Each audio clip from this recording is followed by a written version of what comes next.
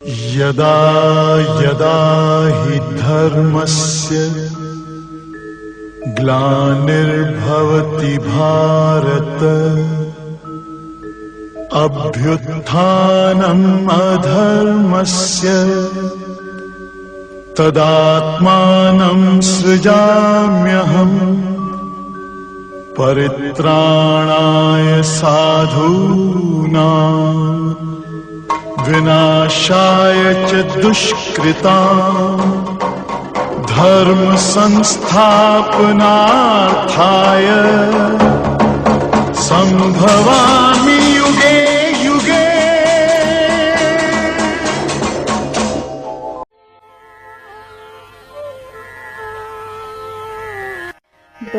व्रजैकमण्डलं समस्तपापखण्डनं स्वभक्तचित्तरञ्जनं सदैव नन्दनन्दनं सुपिच्चगुच्छमस्तकं सुनादवेणुहस्तकम् अनङ्गरङ्गसागरं नमामि कृष्णनागरम्।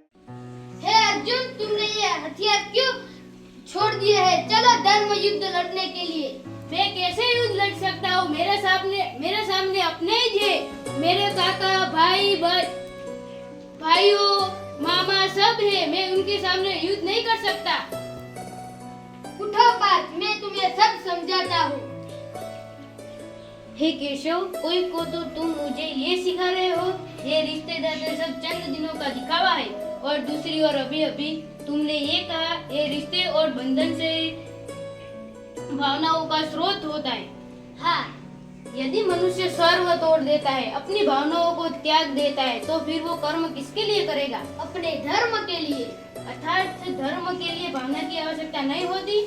नहीं, अभी तुमने बड़े ज्ञानियों जैसे तर्क किए कि कर्म के लिए प्रेरणा चाहिए और प्रेरणा के लिए भावना आवश्यक है। ये सारे तर्क मोह जनित है। रिश्ते नातों ने तुम्हारी बुद्धि को ध्रुमिल कर दिया है, इसीलिए तुम्हें सत्य दिखाई नहीं दे रहा है, इसीलिए तुम्हें धर्म स्पष्ट दिखाई नहीं दे रहा। धर्म क्या है? धर्म की व्याख्या क्या है? इस बात का निर्णय कौन करता है? हे केशव, वो कौन है जो धर्म का विधान बनाते हैं? हे अर्जुन, हर प्राणी अपने धर्म का विधान, अपने मन को सन्यासी बनाओ और ये मुंह जनित बंदरों को छोड़ो। और एक दूसरी बात पर ध्यान दो कि इस समय तुम्हारा धर्म क्या है, तुम्हारा कर्तव्य क्या है, और उसी के अनुसार तुम कर्म करो। हे केशव, एक तरफ तुम संन्यास की बात करते हो, सन्यासी की जाति नाती रिश्तों को बंधन तोड़ने को कह रहे हो, ये दोनों बातें विरोधी है। और दूसरी ओर मुझे कर्म करने को कह रहे हो। मनुष्य जब कोई जन्म लेता है, वो कर्म करता है, वो कर्म का कारण होता है, जो प्रेरक होता है, जिसकी प्रेरणा से मनुष्य कर्म करता है। कोई भावना होती है जिस भावना के लिए मनुष्य अच्छा बुरा कोई भी कर्म करता है, क्योंकि किसी संबंध, किसी रिश्ते के बगैर भावना पैदा नहीं हो सकती। तुम ठीक कह रहे हो अर्जुन, संबंधों और रिश्तों से ही भावनाओं का स्रोत फूटता है, परंतु भावनाओं की नदी जल्द ही सूख जाती है। इसलिए बिल्कुल ऐसे जैसे आग और पानी की बूंद जल्द ही रूठ के लुप्त हो जाती है। मरने वालों की चिता ठंडी होने से पहले ही उसके रिश्तेदारों के आंखों से आंसू सूख जाते हैं। कोई 2 घड़ी रोता है, कोई 2 दिन तक रोती है, और माँ बिल्कुल ऐसे 2 से 3 दिन तक रोती है और बाद में ये संसार की माया में फंसकर दूसरे घर चली जाती है। अर्थात धर्म के लिए भावना की आवश्यकता नहीं होती? धर्म के लिए भावना की आवश्यकता नहीं होती, बल्कि अपने कर्तव्य के ज्ञान की आवश्यकता होती है। जब मनुष्य समझ ले कि उस परिस्थिति में उसका कर्तव्य क्या है, बल्कि भावना तो कर्तव्य के रास्ते में आ जाती है और मनुष्य को भावना तो कर्तव्य के रास्ते में आ जाती है और मनुष्य को कमजोर कर देती है। जैसे तुम्हारी भावनाओं के कारण तुम्हारे मन में जो मोह उत्पन्न हो गया है, उसी के ही कारण तुम ये युद्ध नहीं लड़ पा रहे हो। इसीलिए तो शास्त्र में कहा गया है कि कर्तव्य से भावना ऊंची होती है। अभी तुमने बड़े ज्ञानियों जैसे तर्क किए कि कर्म के लिए प्रेरणा चाहिए और प्रेरणा के लिए भावना आवश्यक है। ये सारे तर्क मोह जनित है। रिश्ते नातों ने तुम्हारी है, इसलिए तुम्हें सत्य दिखाई नहीं दे रहा है, इसलिए तुम्हें धर्म स्पष्ट दिखाई नहीं दे रहा है। धर्म क्या है, धर्म की व्याख्या क्या है, इस बात का निर्णय कौन करता है? हे केशव, वो कौन है जो धर्म का विधान बनाते हैं? हे अर्जुन, हर प्राणी अपने धर्म का विधान स्वयं बनाता है। मैं समझा नहीं केशव। देखो पार्थ, धर्म का संविधान किसी दूसरे ने बनाया होगा, परंतु वो तुम्हारा धर्म नहीं है। तुम्हारा धर्म वो है जिसे तुमने स्वयं बनाया है और उस धर्म को तुम्हारी आत्मा ने स्वीकार किया है।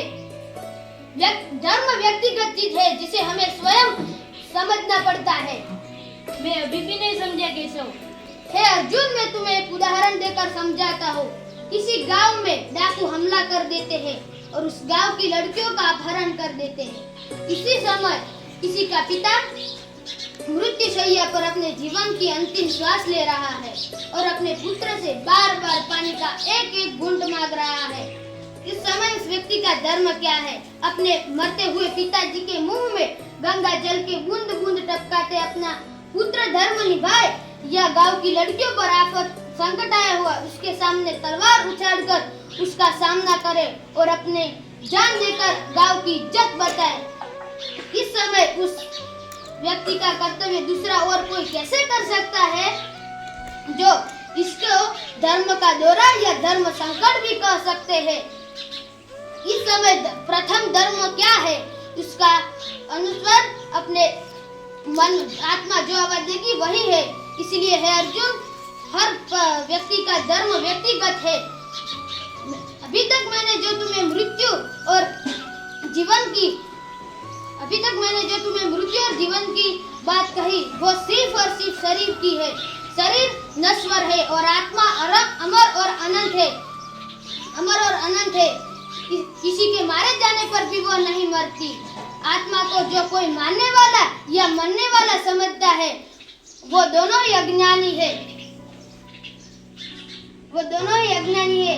इसके लिए आत्मा ना ही किसी के द्वारा मारता है और ना ही किसी के द्वारा मारती है। इसी के अनुसार तुम डर छोड़ो और अपने धर्म युद्ध करो। हे केशव, तुम बार बार बात पर जोर क्यों दे रहे हो? मन को काबू तो मुक्ति पर द्वार खुल जाए, परंतु मन को वश में करने का कोई सरल साधन भी है? साधन तो है, सरल भी, पर दुष्कर है। सरल भी दुष्कर भी, इसका क्या अर्थ है केशव? इसका अर्थ है कि तुम्हारी बुद्धि धीरमती वाली है। जो तुम्हारी बुद्धि धीरमती वाली नहीं है तो तुम कोई दृढ़ निश्चय नहीं ले सकोगे और जन्म जन्मांतर तक भटकते ही रह जाओगे। दृढ़ निश्चय कैसे हो सकता है? अपने पर विश्वास से। किसमें विश्वास से? परमात्मा में विश्वास, सत्य में विश्वास, अपने धर्म में विश्वास। अपने धर्म अर्थात कर्तव्य को जब तुम जान लोगे तब अपने धर्म पथ या कर्तव्य पथ पर आगे बढ़ोगे। आगे तुम्हें सुख दुख, हानि लाभ, जय पराजय ऐसी संकट आएंगे, परंतु तुम उसको समझकर अपने पथ से हटोगे नहीं। आपने मेरे प्रश्नों का समाधान कर दिया है, अब मैं युद्ध के लिए तैयार हूँ।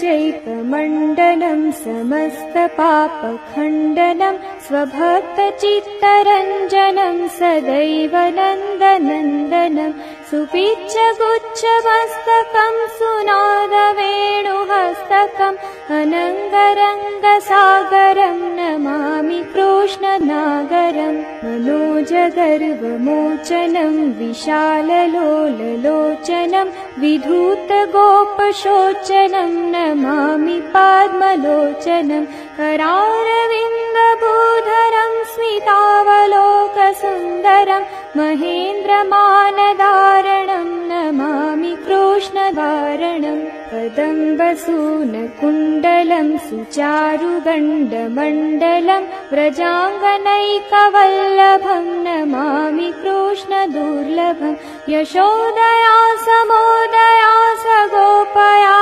सनन्दया युतं सुखैकदायकं नमामि गोपनायकं सदैव पादपङ्कजं मदीयमानसे निजं दधानमुत्तमालकं नमामि नन्दबालकम्। अध्याय 3 એનો 13મો શ્લોક છે. યજ્ઞશિષ્ટાસિનઃ સંતો મુચ્યન્તે સર્વકિલ્બિષે